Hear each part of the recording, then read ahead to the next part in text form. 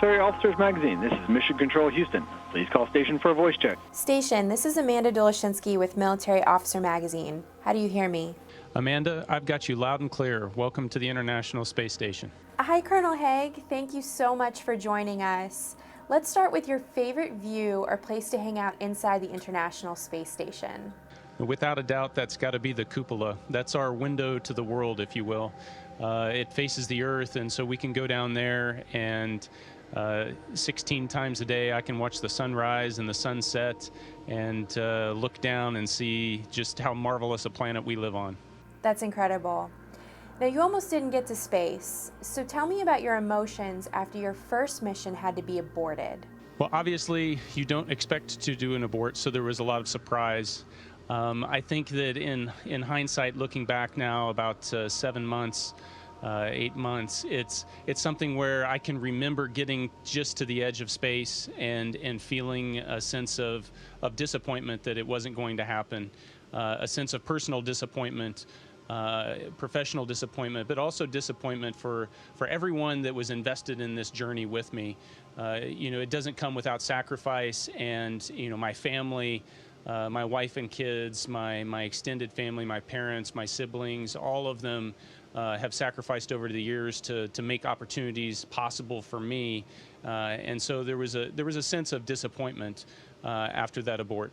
But I'm here now, and we're all having a blast. Now, was there any experience that you drew from during your time as a test pilot when you had to abort that mission? Absolutely. My time working at Edwards Air Force Base in flight test, it taught me how to handle situations where things aren't going exactly the right way. It helps you instill inside you that you need to fall back onto your training, because your training is the best chance for success. So as soon as we saw the emergency light inside the descent module light up to saying that we had a problem with our rocket, and we felt the violent shake, at that moment you know that, okay, this is what we need to do in order to get down on the ground. We've trained to do this, now focus on doing that, and you kind of block away all the other emotions, and you focus on the tasks at hand so that you've got the best chance for success. And that kind of mentality, that kind of habit, that kind of exposure to high-risk situations, and that wasn't my first emergency in flight. And so that experience base, you definitely draw upon that as you go along.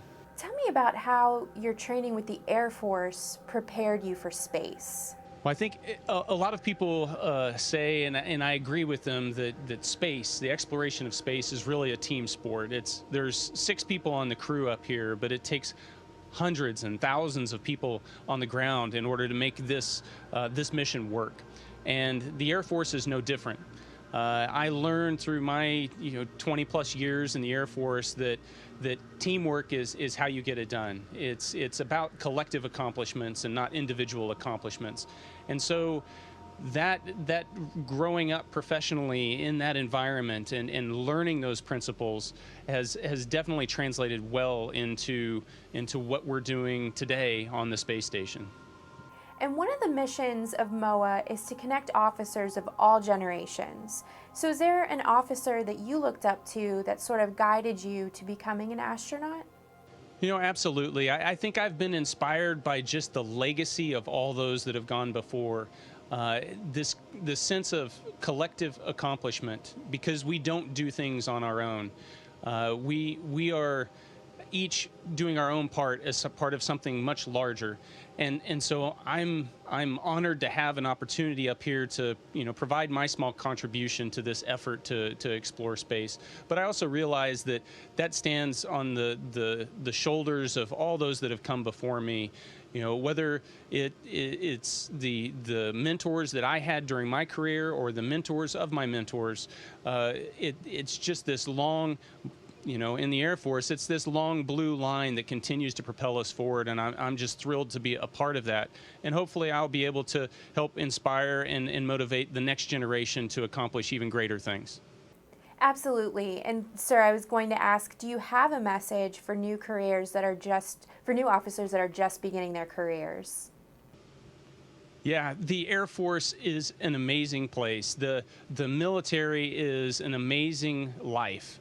It's going to provide you with so many opportunities, and many of which you won't have even imagined possible. It's going to surprise you with those opportunities. It's going to challenge you along the way.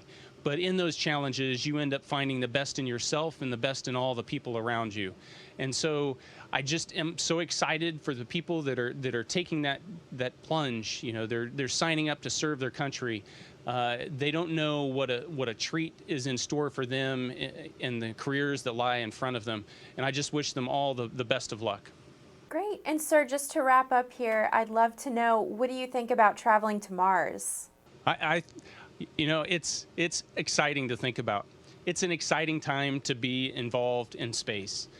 There's so many things that are happening right now. We have commercial crew that's getting ready to launch U.S. crew members from Florida. We have the extenuation of the space station. Now we've got a goal to put people on the moon in the next 5 years, and then we're working our way towards Mars. And it's just a really exciting time to be involved in space.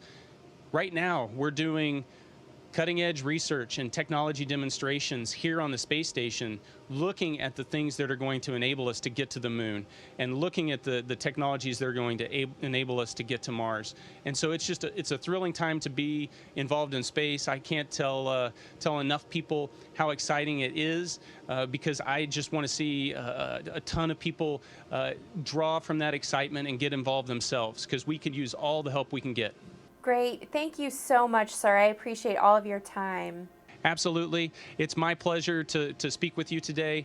Again, thank you to all those that have served and that are currently serving.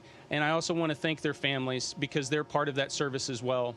And it needs to be acknowledged that that it really is the family that makes the service. Thank you. Thank you to all participants from Military Officers Magazine Station. Please stand by while we reconfigure video and audio communications.